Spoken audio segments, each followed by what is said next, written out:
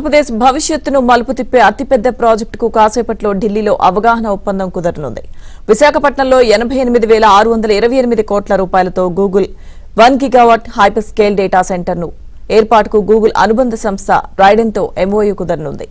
దేశంలోని తొలి కృత్రిమ మేధస్సు కేంద్రం ఏర్పాటుకు గూగుల్ ఏఐ హబ్ పేరుతో కూటమి ప్రభుత్వం విశాఖపట్నంలో శ్రీకారం చుట్టనుంది.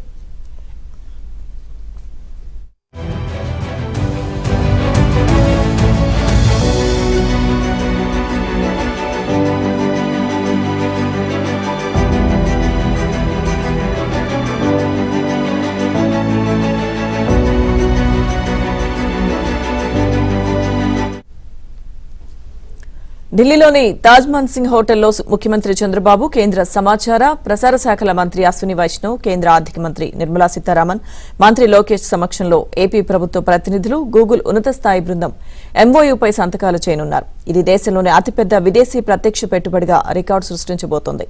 రాష్ట్ర చరిత్రలో మైలురాయిగా నిలవబోతోంది.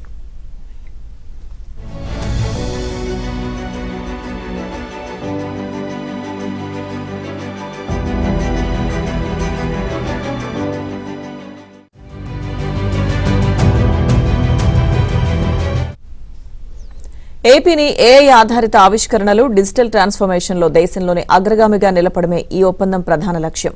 మంత్రి లోకేష్ గతేడాది అక్టోబర్ 31వ తేదీన అమెరికా పర్యటన సందర్భంగా శాన్ ఫ్రాన్సిస్కోలో గూగుల్ క్లౌడ్ సీఈఓ థామస్ కురియన్తో జరిపిన చర్చల్లో ఈ ప్రాజెక్టును ప్రతిపాదించారు. ఆ తర్వాత గూగుల్ ప్రతినిధులతో పలు దఫాలుగా జరిగిన చర్చలు కార్యరూపం దాల్చాయి. దీని ద్వారా దేశంలో కృత్రిమ మేధస్సు ఆధారిత అభివృద్దిలో ఏపీ కీలక నాయకత్వం వహించబోతోంది. ఈ ప్రాజెక్టు ద్వారా గూగుల్ రాబోయే 5 ఏళ్లలో సుమారు 88,628 కోట్ల పెట్టుబడి పెట్టనుంది.